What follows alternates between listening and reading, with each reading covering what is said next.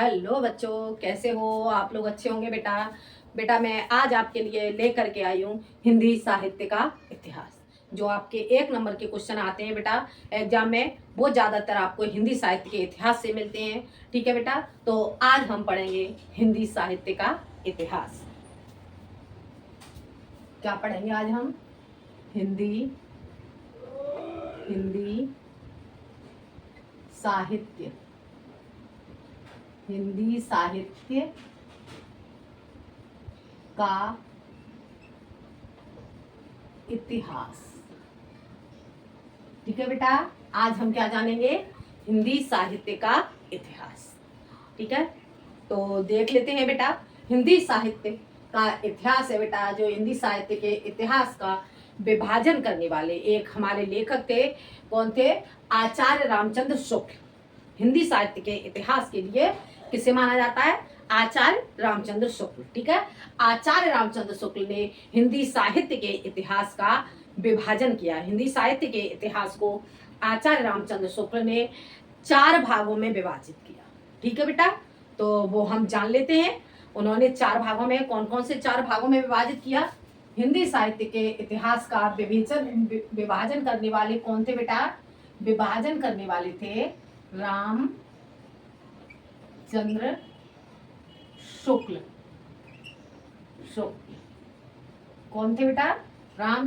आचार्य रामचंद्र शुक्ल। ठीक है बेटा, तो अब देखते हैं बेटा। आचार्य रामचंद्र शुक्ल ने हिंदी साहित्य के इतिहास को 4 भागों में विभाजित किया। ठीक है बेटा, कितने भागों में विभाजित किया? इन्होंने हिंदी साहित्य के इतिहास को 4 भागों में विभाजित किया।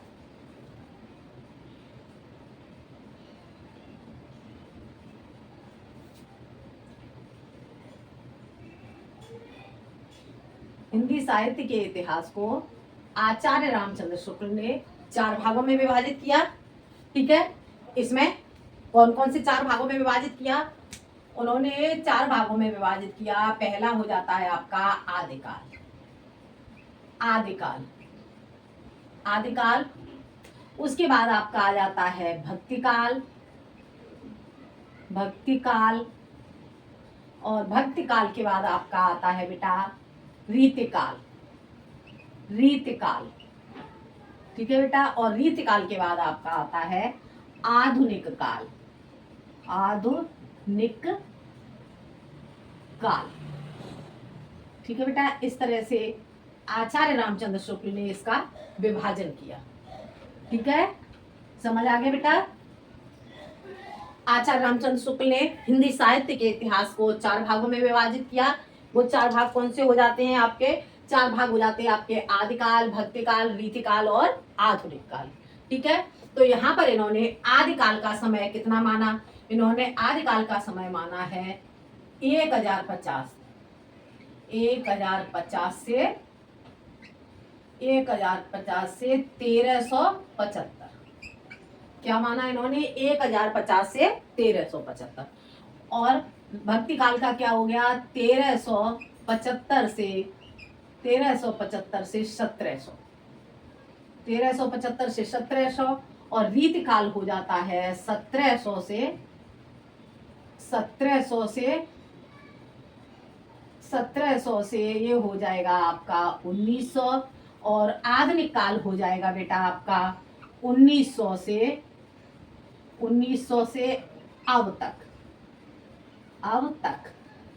ठीक है बेटा, कितने भागों में विभाजित कर दिया इन्होंने? इसे 4 भागों में विभाजित कर दिया। और इस समय इसका माना आचार्य रामचंद्र शुक्ल ने 1050 से 1375, 1375 से 1700, 1700 से 1900 और 1900 से अब तक।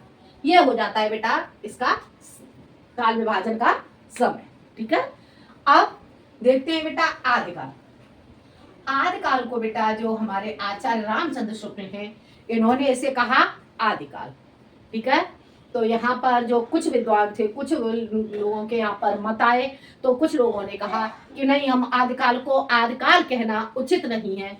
तो उन्होंने यहाँ पर जो हमारे आचार्य रामचंद्र शुक्ल हैं, इन्होंने आदिकाल को क्या कह दिया? इन्होंने आदिकाल को कह दिया वीर गाथा काल, वीर गाथा काल, क्या कह दिया, वीर गाथा काल, वीर गाथा काल। वीर गाथा काल किसने कहा, वीर गाथा काल कहा आचार्य रामचंद्र शुक्ल ने, रामचंद्र शुक्ल, शुक्ल, ठीक है बेटा, आचार्य रामचंद्र शुक्ल ने कहा इसे वीर गाथा काल, ठीक है। अब इसके बाद बेटा आपका आ जाता है, एक मिनट बेटा, थोड़ा सा इसे ऐसे लिख देते हैं जिससे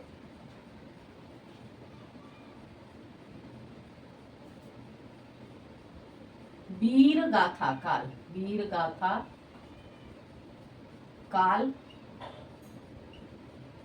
रामचंद्र शुक्ल, रामचंद्र शुक्ल, रामचंद्र शुक्ल, रामचंद्र शुक्ल ने कहा इसे वीर गाथा काल, ठीक है। और इसका काल विभाजन करने वाले कौन हो गए, आचार्य, आचार्य रामचंद्र शुक्ल, रामचंद्र शुक्ल, ठीक है बेटा। जैसे आपसे पूछ लिया जाता है एग्जाम में, हिंदी साहित्य के जनक कौन है, तो कौन बताओगे, आचार्य रामचंद्र शुक्ल, ठीक है। तो अब इसे जब आदिकाल को रामचंद्र शुक्ल ने कह दिया वीर गाथा काल, अब यहाँ पर फिर से मत आया, तो यहाँ पर जो इनके समर्थन में जो इन्होंने इसे वीर गाथा काल कहा, तो यहाँ पर आते हैं हमारे हजारी प्रसाद द्विवेदी, और वो कहते हैं इसे, क्या कहते हैं, उन्होंने इसे कह दिया नहीं हम इसे आदिकाल ही बोलेंगे। वो क्या कह रहे हैं कि नहीं हम इसे आदिकाल ही बोलेंगे, तो हजारी प्रसाद द्विवेदी ने क्या कह दिया, इसे आदिकाल। आदिकाल कहने वाले कौन हो गए, आदिकाल, आदिकाल को आदिकाल, आदिकाल, आदिकाल कहने वाले हो जाते हैं हजारी प्रसाद द्विवेदी, हजारी प्रसाद, हजारी प्रसाद द्विवेदी, द्विवेदी, हजारी प्रसाद द्विवेदी, ठीक है बेटा। अब इसे आदिकाल को आदिकाल कहने वाले हो जाते हैं हमारे हजारी प्रसाद द्विवेदी। अब इसके बाद आ जाता है बेटा, अब यहाँ पर आते हैं हमारे राम कुमार वर्मा, ठीक है। तो राम कुमार वर्मा कहते हैं कि नहीं हम तो आदिकाल को कहेंगे चारण काल, ठीक है। तो राम कुमार वर्मा ने क्या कहा इसे, राम कुमार वर्मा कह देते हैं इसे चारण काल, चारण काल, चारण काल, ठीक है, चारण काल,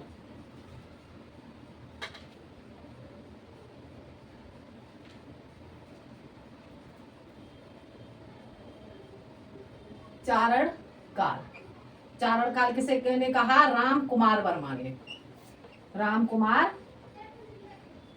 वर्मा, राम कुमार वर्मा, राम कुमार वर्मा, राम कुमार वर्मा इसे कह देते हैं चारण काल। अब इसके बाद यहाँ पर जब इन्होंने राम कुमार वर्मा ने इसे कहा चारण काल, तो यहाँ पर आते हैं हमारे राहुल सांकृत्यायन जी, और राहुल सांकृत्यायन जी इसे कहते हैं सिद्ध सामंत काल। राहुल सांकृत्यायन जी क्या कहते हैं कि नहीं हम तो इसे क्या कहेंगे, सिद्ध सामंत काल। तो वो क्या कहते हैं, सिद्ध सामंत काल, सिद्ध सिद्ध सिद्ध सामंत काल, सामंत काल, सिद्ध सामंत काल कहने वाले कौन हो जाते हैं इसे, राहुल सांकृत्यायन, राहुल सांकृत्यायन, सांकृत्यायन, राहुल सांकृत्यायन इसे कहते हैं सिद्ध सामंत काल, ठीक है बेटा। अब आते हैं हमारे महावीर प्रसाद द्विवेदी, और महावीर प्रसाद द्विवेदी कहते हैं कि नहीं हम इसे सिद्ध सामंत काल नहीं कहेंगे, और वो इसे क्या कह देते हैं, महावीर प्रसाद द्विवेदी कहते हैं इसे बीजप्पन काल या बीजक काल, ठीक है। उन्होंने क्या कह दिया इसे, बीजप्पन काल, बीजप्पन काल, ठीक है, या क्या कहेंगे इसे बीजक काल, बीजक काल, बीजक काल इसे कहने वाले कौन हो जाते हैं? महावीर प्रसाद द्विवेदी। महावीर प्रसाद द्विवेदी। महावीर प्रसाद द्विवेदी, ठीक है बेटा। महावीर प्रसाद द्विवेदी ने इसे क्या कह दिया? महावीर प्रसाद द्विवेदी ने इसे कहा बीजप्पन काल, ठीक है, और या फिर बीजक काल, ठीक है बेटा। इतना समझ में आ गया। इसके बाद हमारे आते हैं यहाँ पर आरंभिक काल। इसे क्या कहा गया? इसके बाद कहा गया इसे आरंभिक काल। आरंभिक काल। आरंभिक काल कहने वाले कौन थे?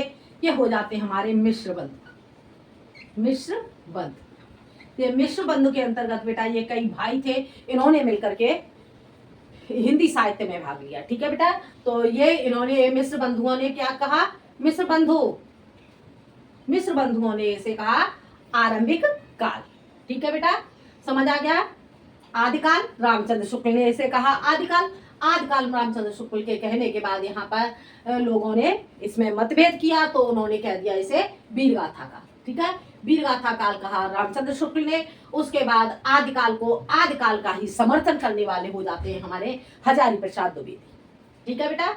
हजारी प्रसाद द्विवेदी इसका समर्थन करते हैं आदिकाल के लिए। उसके बाद जो राम कुमार वर्मा है, राम कुमार वर्मा इसे कहते हैं चारण काल, ठीक है। और जो राहुल सांकृत्यायन इसे कहते हैं सिद्ध सामंत काल। और जो महावीर प्रसाद द्विवेदी हैं, महावीर प्रसाद द्विवेदी इसे कहते हैं बीजप्पन काल या बीजक काल। और मिश्र बंधु हैं, मिश्र बंधु इसे कहते हैं आरंभिक काल, ठीक है बेटा। तो इतना बेटा आपको जो आदिकाल है, आदिकाल बेटा समझ में आ गया होगा। बाकी इसके कवि वगैरह मैं आपको बाद में समझाती हूँ, पहले मैं थोड़ा थोड़ा सा आपको चारों कालों के बारे में बता दूं, ठीक है बेटा। तो इतना आपको समझ में आ गया होगा। इसके बाद हम देखते हैं बेटा भक्ति का, ठीक है बेटा। अब हम जानेंगे इसके बाद भक्ति का। भक्ति काल कौन सा काल जानेंगे हम? आदिकाल के बाद हम पढ़ेंगे भक्ति काल। भक्ति काल,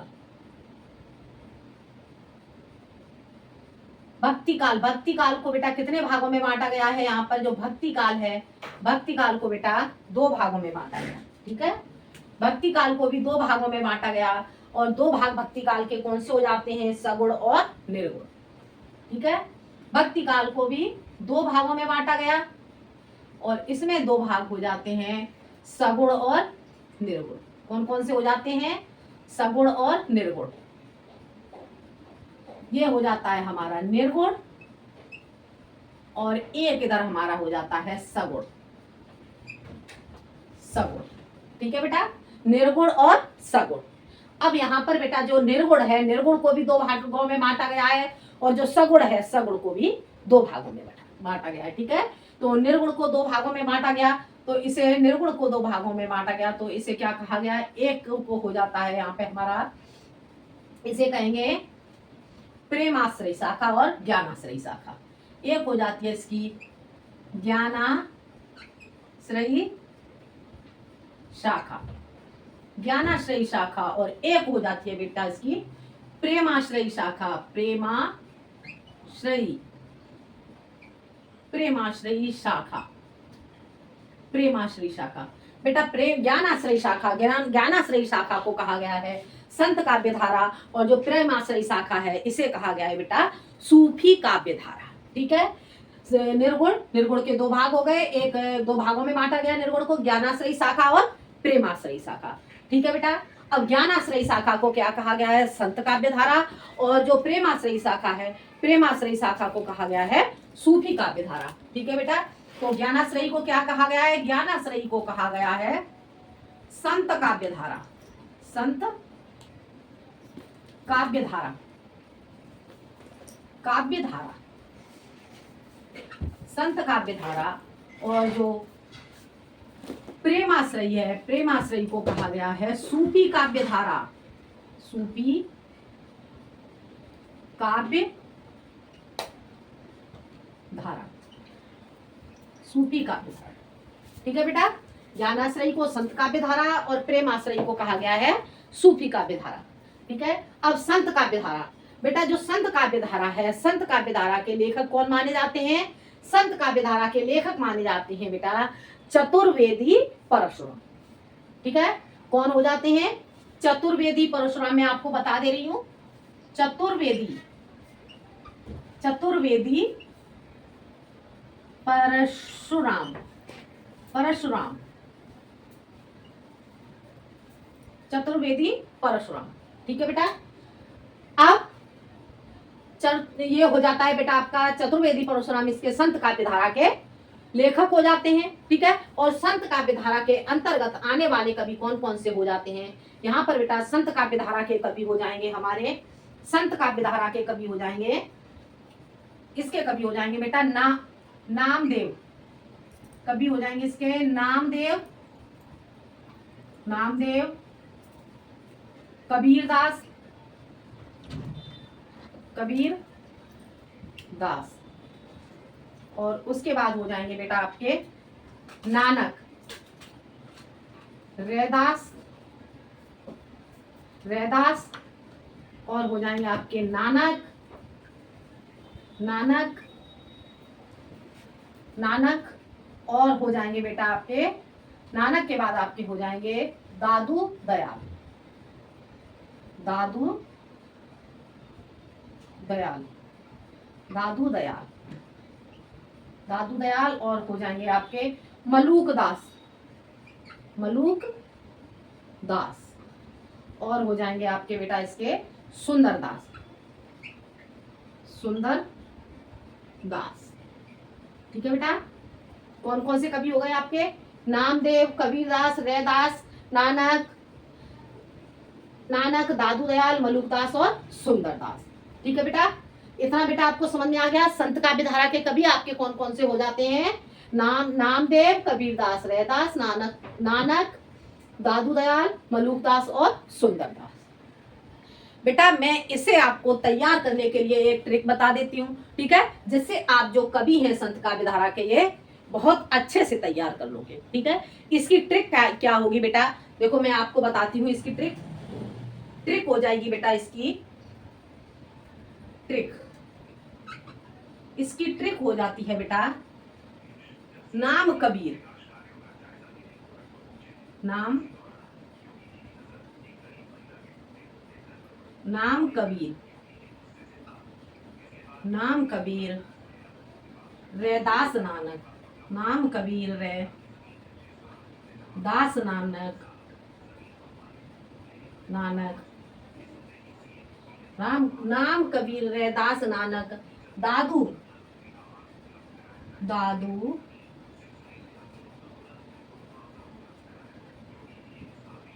मलूक सुंदर है, मलूक सुंदर है। ठीक है बेटा, अब यहाँ पे देखो, यहाँ पे एक पोता होता है, वो अपने दादू से आकर के कहता है, वो क्या कह रहा है अपने दादू से? नाम कबीर। पोता अपने दादू से कहता है कि हे दादू, नाम कबीर रैदास नानक, दादू मलूक सुंदर है। क्या कहता है? नाम कबीर रैदास नानक, दादू मलूक सुंदर।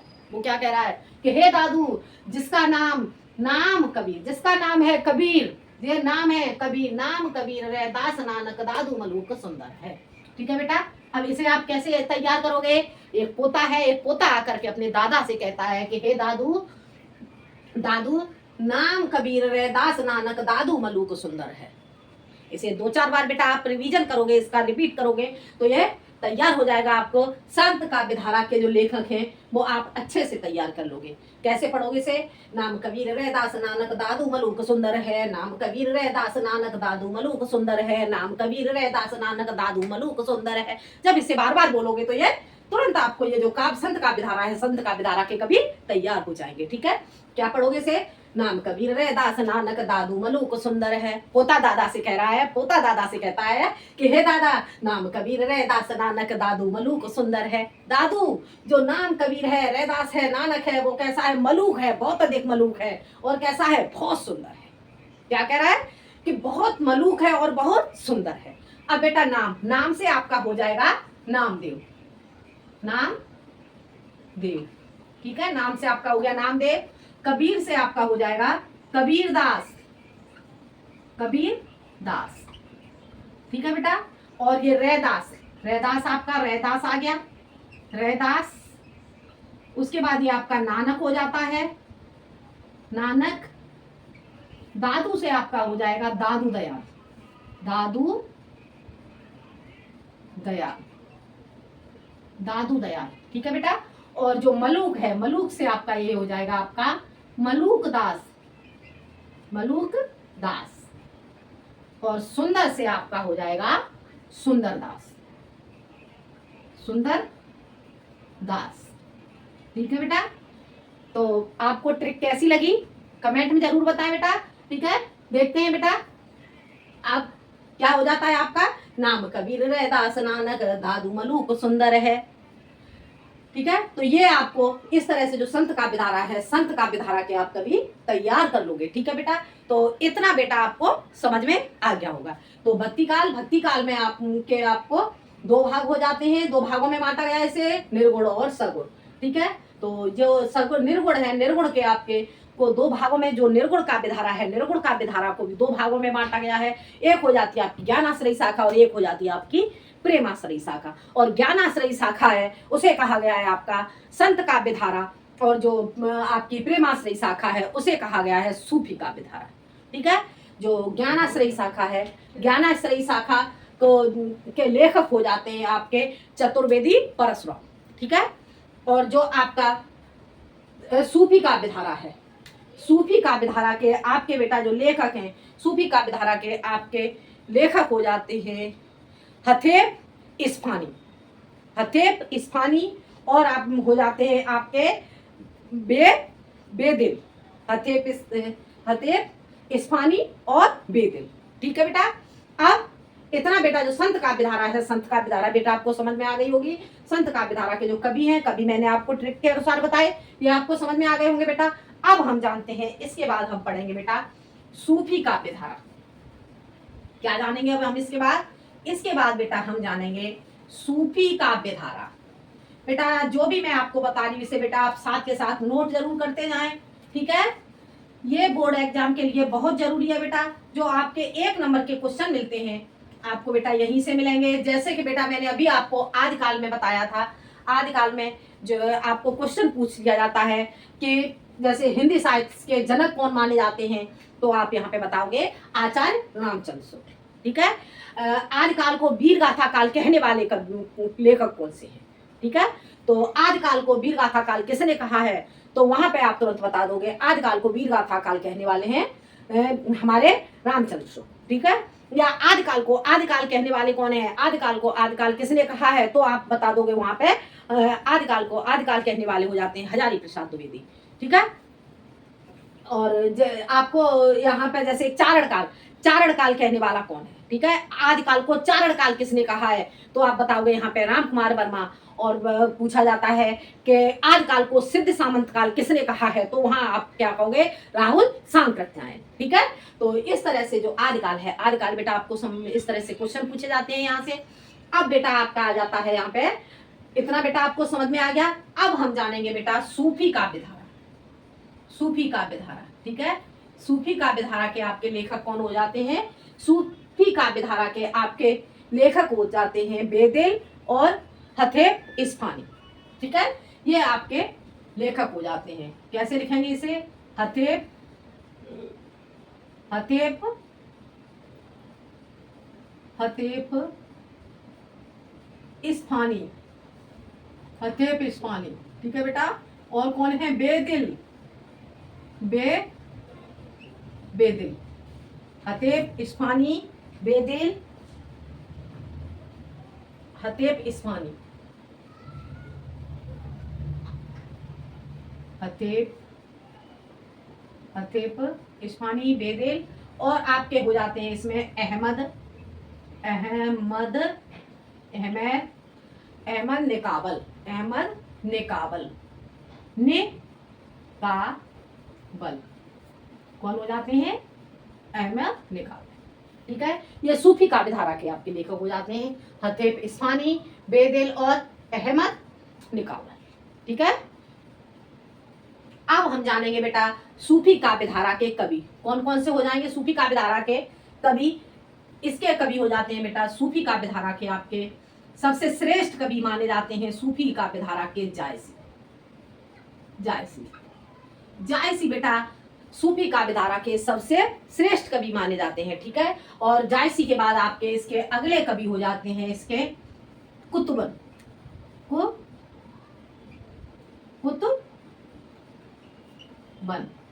कुतुबन, ठीक है। और हो जाते हैं आपके इसमें मंझन, मंझन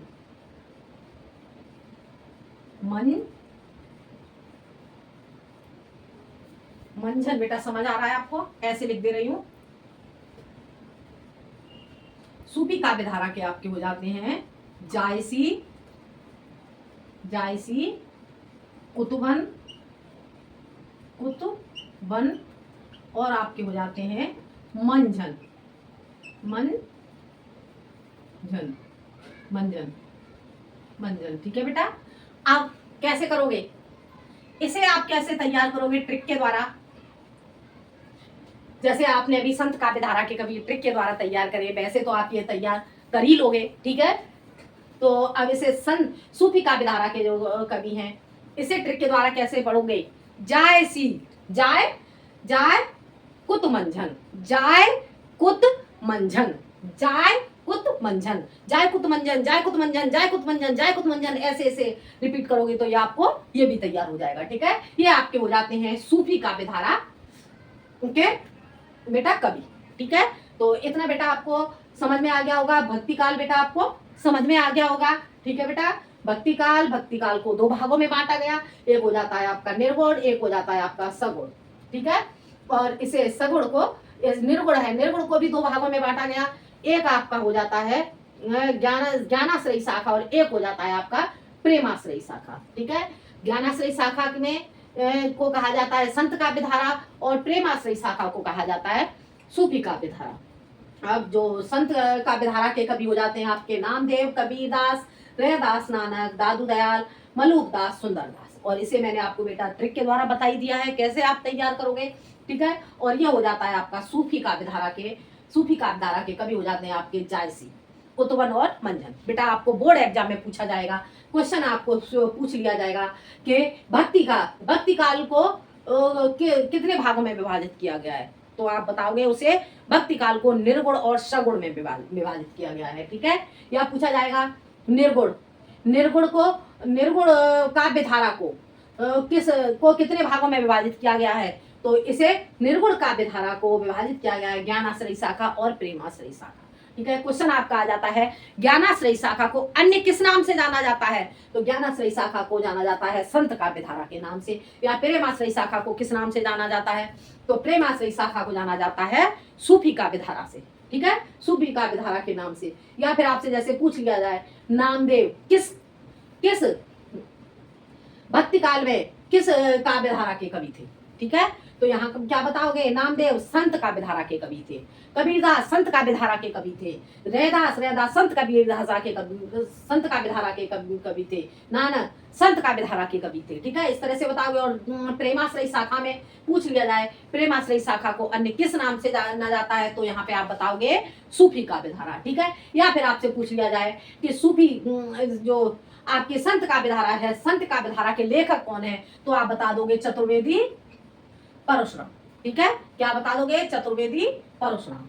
और जैसे आपको पूछ लिया जाए प्रेमा सूफी काव्य धारा के कवि कौन है, तो जायसी, कुतुबन और मंझन, ऑप्शन में नाम मिल जाएंगे आपको जायसी, कुतुबन और मंझन। तो इसमें से आप जो आपके सूफी काव्य धारा के कवि होंगे उसे आप सही कर दोगे।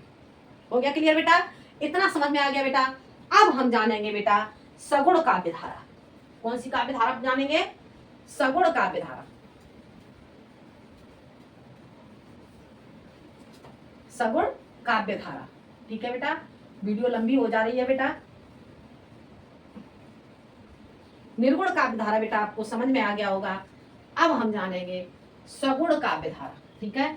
सगुण काव्य धारा, सगुण काव्य धारा को भी बेटा दो भागों में विभाजित किया गया है। जो सगुण काव्य धारा है, सगुण काव्य धारा को भी दो भागों में विभाजित किया गया है, दो भागों में से भी विभाजित किया गया है। एक हो जाती है आपकी सगुण काव्य धारा, एक हो जाती है आपकी राम भक्ति शाखा, राम भक्ति शाखा, राम भक्ति शाखा शाखा, और दूसरी आपकी हो जाती है कृष्ण भक्ति शाखा, कृष्ण भक्ति शाखा, कृष्ण भक्ति शाखा, कृष्ण भक्ति शाखा। ठीक है बेटा। अब राम भक्ति शाखा, राम भक्ति शाखा के कवि कौन हो जाते हैं बेटा? तो यहाँ पे जो राम भक्ति शाखा है, राम भक्ति शाखा के कवि हो जाते हैं आपके, सब लोग जानते होंगे, राम भक्ति शाखा रामायण, कौन है इसके रचयिता? तुलसीदास, तुलसीदास। राम भक्ति शाखा में कौन हो जाते हैं? तुलसीदास। और कृष्ण भक्ति शाखा, कृष्ण भक्ति शाखा के बेटा कवि आपके कौन से हो जाते हैं? कृष्ण भक्ति शाखा के आपके हो जाते हैं बेटा सूरदास, सूरदास, सूरदास। उसके बाद आ जाएगा आपका सूरदास के बाद बेटा आपका आ जाएगा नंददास, नंददास, नंददास, कृष्णदास, कृष्णदास, कृष्णदास। और आपका हो जाएगा बेटा इसके बाद चतुर्भुज दास, परमानंद, परमानंद, परमानंद, परमानंद। और हो जाएंगे आपके चतुर्भुज दास, चतुर्भुज, चतुर्भुज दास, चतुर्भुज दास। और आपके हो जाएंगे इसमें कुंभन दास, कुंभन दास, कुंभन दास बेटा। और आपके हो जाएंगे इसमें कुंभन दास के बाद बेटा आपके इसमें हो जाते हैं रसखान, रसखान, रसखान, रसखान। और आपकी हो जाती हैं, और कौन थी कृष्ण भक्त शाखा की कवित्री? मीराबाई, मीराबाई, मीराबाई, मीराबाई। ठीक है। कृष्ण भक्ति शाखा के कवि सूरदास, नंददास, कृष्णदास, परमानंद, चतुर्भुजदास, कुंभनदास, रसखान और मीराबाई। ठीक है बेटा। अब बेटा यहाँ पे मैं आपको बता दूं इसे आप ट्रिक से कैसे तैयार करोगे, इसकी ट्रिक बता दूं बेटा मैं आपको। ट्रिक के द्वारा बेटा अगर आपको पसंद आती है तो आप ट्रिक के द्वारा तैयार करें, ठीक है। नहीं पसंद आती तो कोई बात नहीं है बेटा, छोड़ देते हैं, ठीक है। तो देखते हैं इसकी ट्रिक आप कैसे तैयार करोगे। सूरदास ने कहा, क्या हो जाएगी इसकी ट्रिक? ट्रिक इधर लिख दे रही हूं बेटा। इसकी ट्रिक आपकी हो जाएगी, सूरदास ने कहा, सूरदास ने कहा, सूरदास ने कहा, सूरदास ने क्या कहा? सूरदास ने कहा नंद, नंद के कृष्ण। सूरदास ने क्या कहा? सूरदास ने कहा नंद के कृष्ण। यहां लिख दे रही हूं, सूरदास ने कहा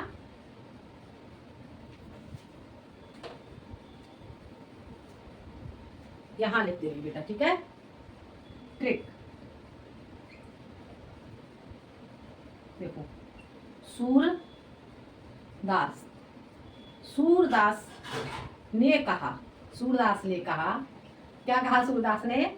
नंद के कृष्ण, नंद के कृष्ण अर्थात नंद बाबा के कृष्ण, नंद के कृष्ण, नंद के कृष्ण परमानंद है, परमानंद है, नंद के कृष्ण परमानंद है, नंद के कृष्ण परमानंद है। और चतुर्भुज कुंभन, चतुर्भुज परमानंद है, चतुर्भुज, चतुर्भुज कुंभन, चतुर्भुज बेटा समझ आ रहा है? चतुर्भुज कुंभन, चतुर्भुज कुंभन, चतुर्भुज कुंभन, मीरा,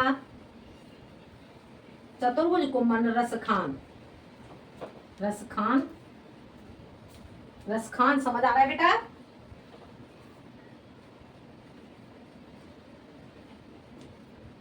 रसखान, फिर से चतुर्भुज कुंभन, रसखान, रसखान, मीरा अन्य है, अन्य है। देखो अब इसे ट्रिक से कैसे तैयार करेंगे बेटा।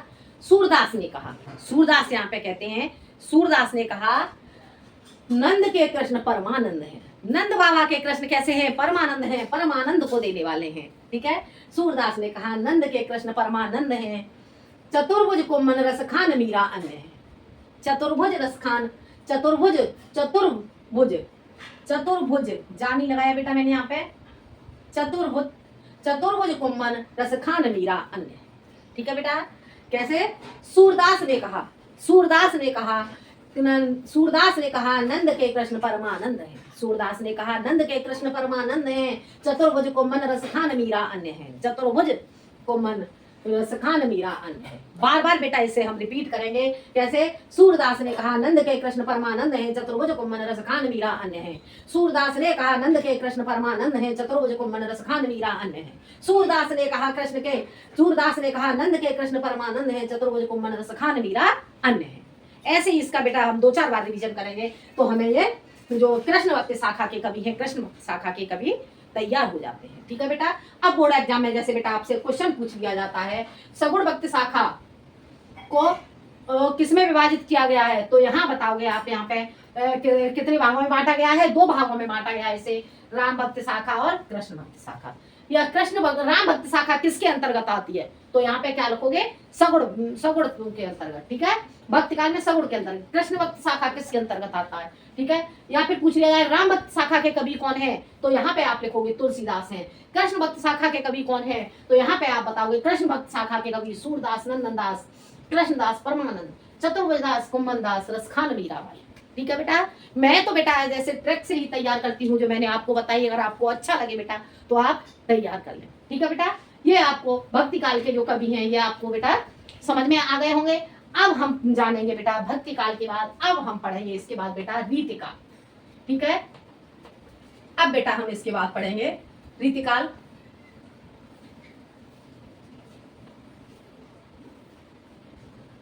इसके बाद हम जानते हैं बेटा रीतिकाल। ठीक है बेटा, साथ के साथ आप नोट करते जाएं। रीतिकाल, रीतिकाल को बेटा बांटा गया है 3 भागों में। ठीक है, रीतिकाल को कितने भागों में विभाजित किया गया है? रीतिकाल को बेटा 3 भागों में विभाजित किया गया है। ठीक है, एक आपका हो जाता है रीतिबद्ध,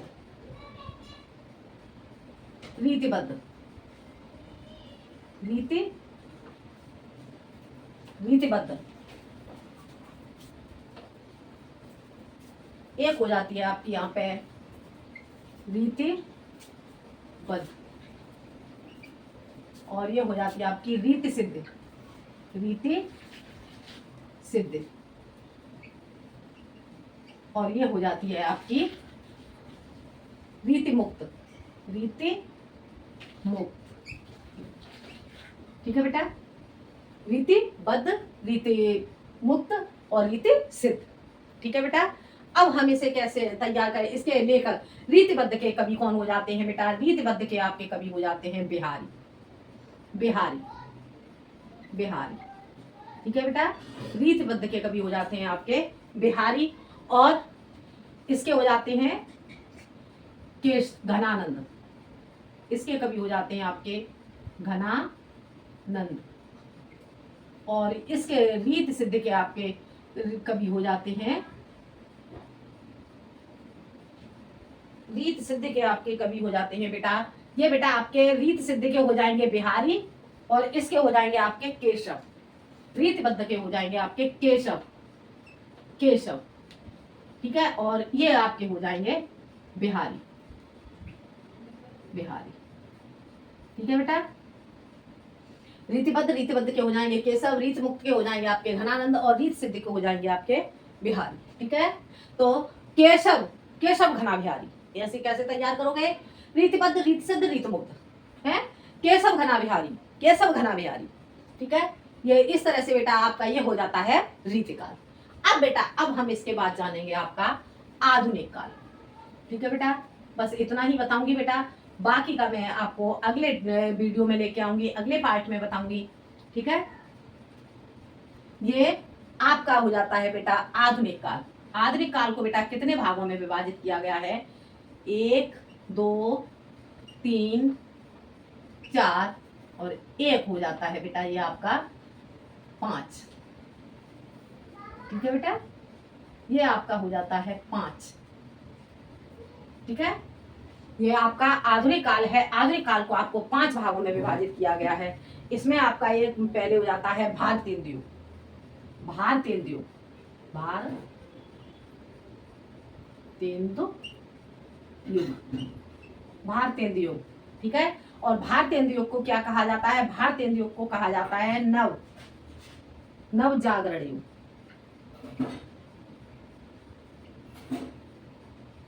नव जागरण युग। ठीक है, भारतेंदु युग के बाद आता है आपका द्विवेदी युग। द्विवेदी युग, द्विवेदी युग। ठीक है बेटा, इसके बाद आपका आ जाता है द्विवेदी युग, और फिर आता है आपका छायावादी युग। छायावादी युग, द्विवेदी युग के बाद आता है आपका छायावादी युग। छायावादी युग। इसके बाद आपका आ जाता है बेटा प्रगतिवादी युग। प्रगतिवादी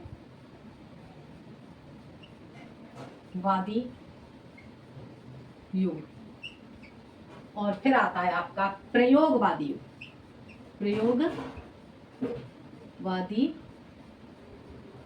प्रयोगवादी युग।